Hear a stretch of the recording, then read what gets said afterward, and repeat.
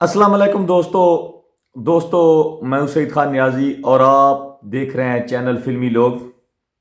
आज के इस व्लॉग में मैं आज आपको बताऊंगा कि वो कौन सा लाहौर का नामी गिरामी खतरनाक डॉन बदमाश और डकैत था जिसके सामने आकर फिल्म स्टार अंजुमन सबके सामने सड़क के ऊपर नाचा करती थी।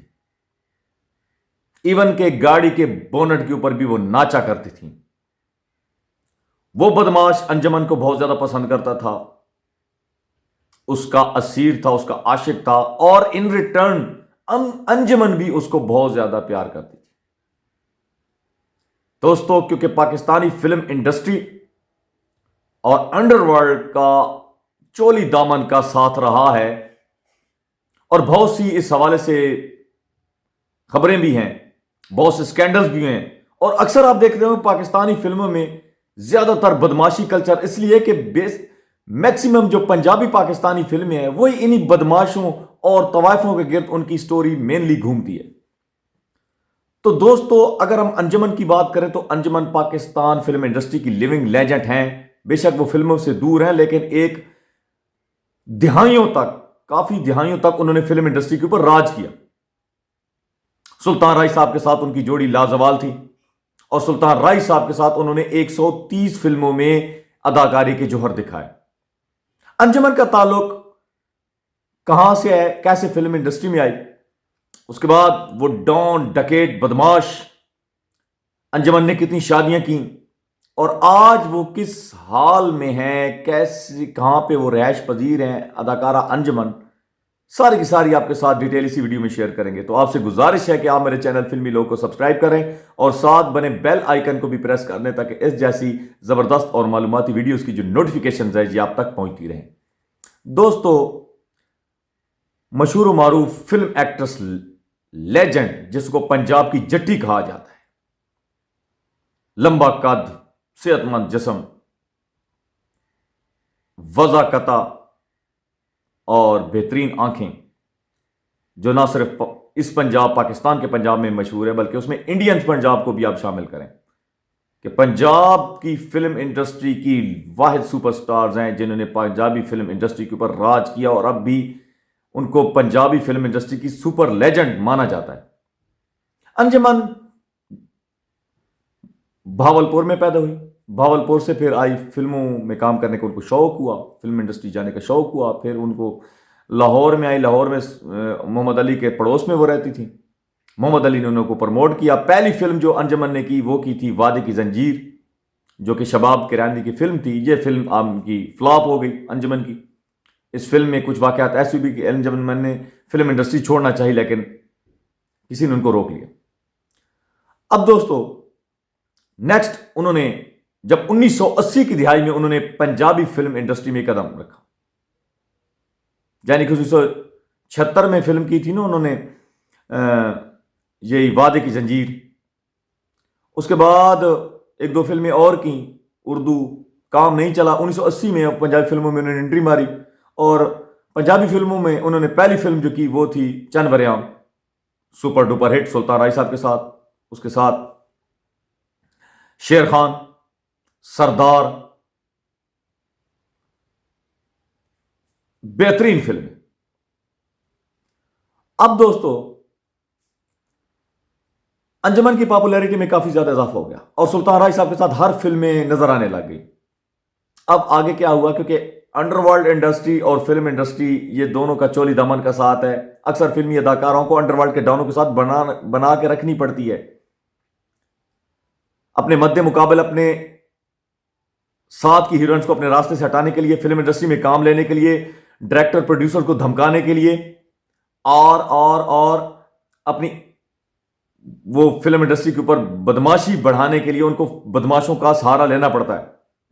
तो अदाकारा अंजुमन उस वक्त 80 की दिहाई में, यानी कि 80 और 90 की ये जो दिहाई थी, इसमें एक नामी ग्रामी बदमाश था जिसका नाम था शीदी भट्ट, जिसके ऊपर पाकिस्तानी फिल्म इंडस्ट्री में फिल्में भी बनी है, कोई जिक्र भी हुआ इसका।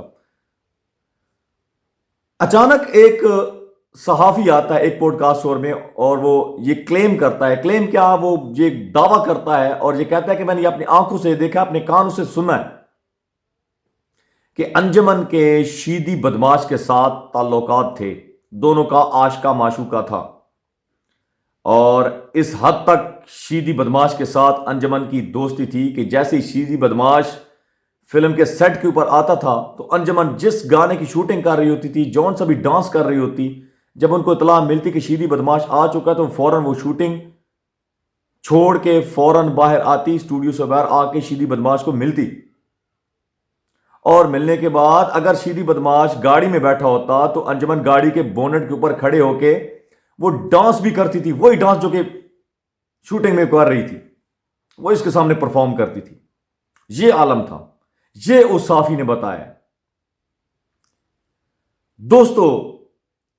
और शीदी बदमाश उस वक्त का मशहूर डकैत था, बहुत बड़ा बदमाश था, पूरा लाहौर उससे डरता था। और अदाकारा भी अंजुमन भी फिल्म इंडस्ट्री के ऊपर राज कर रही थी। नामी ग्रामी बदमाश और नामी ग्रामी हीरोइंस एक दूसरे के साथ दोस्ती, इंटरेस्टिंग है यार। वैसे ये बात उस साफी ने कहा कि मैंने अपने आंखों से देखी है, ये बात हम सुन रहे थे कि शीदी बदमाश और अंजुमन का आशिका माशूका है, लेकिन उस वक्त तो मैंने अपने कानों से सुना, अपनी आंखों से देखा। अब दोस्तों सवाल यहां ये बनता है कि अंजुमन जिसकी इतनी ज्यादा हाइट थी, तकरीबन मेरे ख्याल में तो उनका वजन जो होगा अप्रॉक्सीमेट 100 किलोग्राम होगा, 100 केजी तो होंगी, इससे ऊपर हो सकती, इससे कम नहीं हो सकती। जब वो गाड़ी के ऊपर, गाड़ी के बोनट के ऊपर वो नाचती थी तो क्या गाड़ी का बोनट उसमें डेंट नहीं पड़ते होंगे? उस बोनट का क्या हाल हो जाता होगा? वैसे यार सलाम है उस साफी के ऊपर, लेकिन चलो मान लेते हैं कि उसने अपनी आंखों से देखा है, कानों से सुना है, तो इट मे बी पॉसिबल, हो सकता है गाड़ी कोई फॉर्च्यूनर टाइप हो, कोई बेहतरीन गाड़ी हो जिसके ऊपर अगर 100-150 केजी का बंदा नाची डांस करे तो उसको कोई फर्क नहीं पड़े। अच्छा दोस्तों आगे अब बात करते हैं कि अदाकारा अंजुमन तकरीबन सुल्तान राय साहब की मौत के बाद उनकी जो रेटिंग थी वो कम हो गई थी और उनकी वैल्यू में भी खातिर खा कमी हो गई थी, क्योंकि फिल्म इंडस्ट्री में अदाकारा नीली, रीमा और सायमा ने एंट्री मार दी थी, उसकी वैल्यू कम हो गई थी। फिर सुल्तान राय साहब 1996 सुल्तान राय साहब का जब कत्ल हुआ, मर्डर हुआ, तो उसके बाद वो अंजुमन की बिल्कुल मार्केट बंद हो गई, क्योंकि वाहिद पेयर था। अंजुमन ने क्या किया जनाब जी, अंजुमन ने शादी कर ली इनकम टैक्स ऑफिसर मुबीन मलिक के साथ और 2002 में अंजुमन पाकिस्तान छोड़कर बाहर के मुल्क चली गई। और अंजुमन के 2 बेटे 1 बेटी, वो भी बाहर पढ़ते रहे लंदन में। फिर 2013 में वापस आई, पाकिस्तान आई। 2013 में पाकिस्तान जब वापस आई तो कुछ ही अरसे बाद उनके शोहर मुबीन मलिक भी उनके साथ पाकिस्तान वापस आ गए। तो इसके दूसरे दिन उनके शोहर मुबीन मलिक को किसी ने गोलियां मार के बेईमाना तरीके से तशद्दुद करके कत्ल कर दिया। अब कत्ल से पहले अंजुमन और मुबीन मलिक के भी कुछ इख्तलाफात चल रहे थे, उनके मामलात कुछ ठीक नहीं थे। अक्सर लोग कहते थे उनकी तलाक हो गई थी, लेकिन मुबीन मलिक के मरने के बाद अंजुमन ने कहा कि हमारे दरमियान कोई तलाक नहीं हुई थी। मीडिया के ऊपर आपने को प्रेस कॉन्फ्रेंस दी कि कोई तलाक नहीं हुई थी, हमने एक दूसरे के साथ रुजू कर लिया था, मैं उनकी बेवा हूं। शायद ये सारा मामला अंजुमन ने प्रॉपर्टी हथियाने की खातिर किया, जो बल्कि अल्लाह जानता है, हम क्या कह सकते हैं। फिर 2019 में यानी कि 6 साल बाद अंजुमन ने लकी अली के साथ शादी की। हालांकि लकी अली अंजुमन से उम्र में भी काफ़ी बड़े छोटे थे, अंजुमन उनसे काफ़ी उम्र में बड़ी थी। और कुछ ही अर्से बाद मीडिया के ऊपर खबरें गर्दिश करने लग गई कि अंजुमन और लकी अली की भी तलाक हो गई है। खैर कुछ ही अर्से बाद लकी अली और अंजुमन दोनों ने इस बात की तस्दीक कर दी कि वाकई इन दोनों के दरमियान तलाक हो गई है। अब अंजुमन जो है वो नानी भी बन चुकी हैं, दादी भी हैं, गालिबन 70 साल उनकी एज है अप्रॉक्सीमेट। अपनी ज़िंदगी के आखिरी हिस्से में अब लाहौर में अपनी रिहाइश पजीर हैं, बिल्कुल अकेले तनहा ज़िंदगी गुजार रही हैं। अल्लाह ताला उनको लंबी ज़िंदगी दे। तो ये थी लिविंग लेजेंड एक्ट्रेस अदाकारा अंजुमन। इनके बारे में और भी स्टोरीज आपके साथ शेयर करेंगे। सो नेक्स्ट वीडियो के लिए आप मुझे दें इजाज़त। अल्लाह हाफिज़। और कमेंट बॉक्स में आपने अपनी आरा का ज़रूर इज़हार करना है। थैंक